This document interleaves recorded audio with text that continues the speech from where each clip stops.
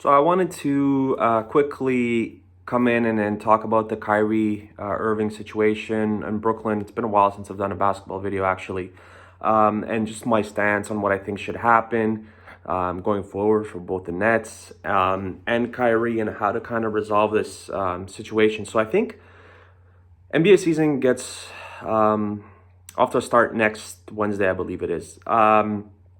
If you can kind of work something out with Kyrie and he's eligible to play again, I think you do keep him on the roster because I think that he is a tremendous player, ball handling skills, his ability to get to the basket. At sometimes I know it's not his forte, but create for other players. I think he does a lot of things at a very elite level. But if the situation continues to go forth the way it has so far, I think that the Nets should trade Kyrie. So let's assume that Kyrie does not go through with the vaccination. I think that the Nets should trade Kyrie. The reason why I say that is the Nets, first of all, I think they've done a great job kind of rebuilding or retooling this team from last season. And I think that they did an excellent job this summer of bringing back some players and adding others.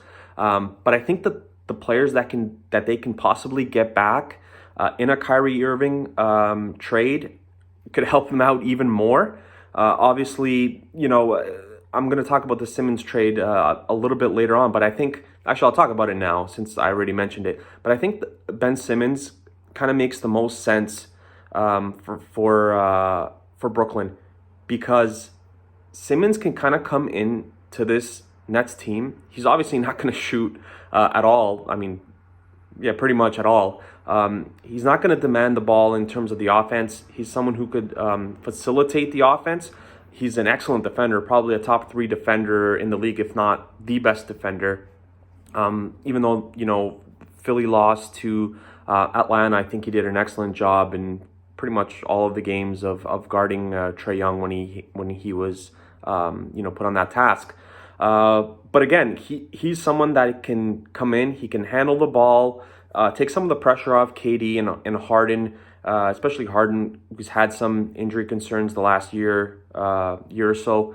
So he can kind of facilitate the offense there. Defensive side, we know what he can do. We know that KD is a pretty good defender, and we know that James Harden, when he wants to play defense, he can actually be pretty decent. Like, I wouldn't say obviously he's an all NBA level, but he can be a decent defender when he wants to be. And there's a bunch of other players on this team who can defend. But what I'm saying is, in terms of the other trades, the Nets could get back 3 or 4 players.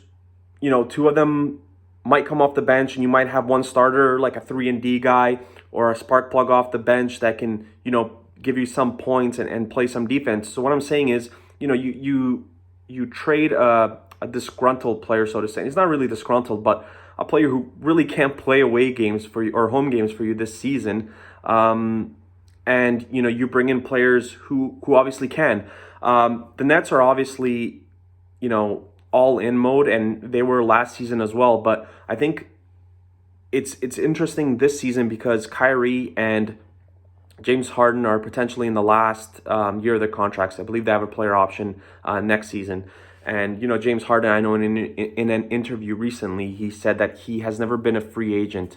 And I can't remember if he said that's something that he wanted to test out, but he just mentioned the fact that he had never been a free agent. So it kind of makes you wonder, like, how committed is he to the Nets in the long run? We'll see what happens, obviously, with the trade or like a contract extension, or if that even happens during the season. But I think that's something to kind of follow closely. The next issue is, they had chemistry issues last season, the Brooklyn Nets, because they had a lot of players out. Harden was out, with some injuries. We know they were easing KD back into the mix after his injury. We know Kyrie took some time off as well, and that's another thing with Kyrie. He kind of goes through these stretches where he just takes some time off just for whatever reason, when it could drive some GMs and coaches crazy, because you're depending on a guy to play for you if he's healthy, especially a star player such as Kyrie, a guy who's making a lot of money. And obviously, if he does get traded, wherever he goes, he's going to be a focal point of the offense. So you're obviously going to need one of your best players, if not your best player, to, play as much as you can, barring injuries and things like that. So I think that's another thing that kind of drives coaches crazy. The next thing I'll say is, and I touched on this earlier, like the Nets have a really damn good team. Like if you take a look at the roster, Patty Mills is back, Aldridge is back, thank God.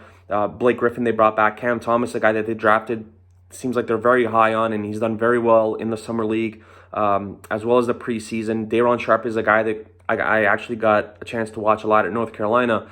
A guy who can rebound. He can actually pass the ball pretty well, and he could score in and around the basket. So he's going to be able to give you those energy minutes.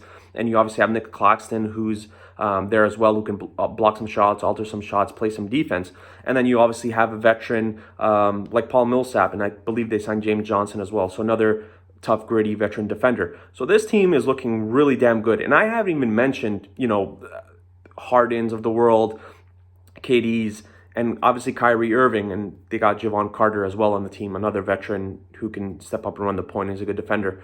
But all in all, like when I look at this trade, I think the dream trade for Brooklyn would be sending Kyrie to Philly for Simmons. But the question is, does Philly even want those Kyrie problems, so to say? And when I say Kyrie problems is, again, I go back and I say, he just kind of goes away in the middle of the season. You don't know, he's taking a little bit of a break or whatever, what have you, and that's going to drive Joel Embiid crazy. And he's talked about Ben Simmons as well before, but that's going to drive him crazy. And I think that Philly is so close to making an NBA Finals that, this could be one of those things that kind of even sets them back, because, we finally get rid of Ben if the trade does happen. I'm talking in that context.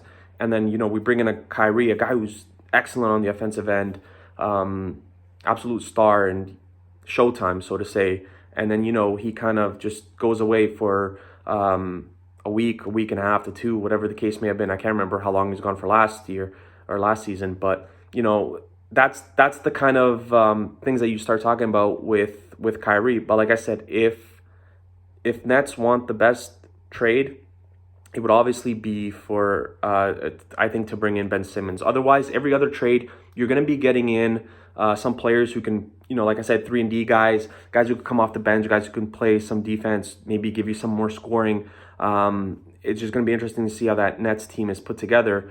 But as of right now, if I had my say and if things remain the same, I would trade Kyrie, because the faster you get a package for Kyrie and you bring in those players, you can kind of start working in the chemistry, and Steve Nash can kind of see what he has in terms of your rotations, starters, minutes, and things like that. Also, I wouldn't be surprised if teams, I'm not too sure what the Nets' current situation is in terms of draft picks, but I could see a team demanding, 3 or 2 or 3, first round draft picks to go along with Kyrie, because just what I mentioned, like, I don't know how much I'm going to get of Kyrie. And we heard about, him possibly saying that he could retire if he's traded. So obviously that's something to keep an eye on. And let me know in the comments below what you guys think the Nets should do. Should they keep Kyrie? Should they trade him? What's the best destination? If you don't think it's for Ben Simmons, what other teams could possibly be looking at to bringing in Kyrie into their team?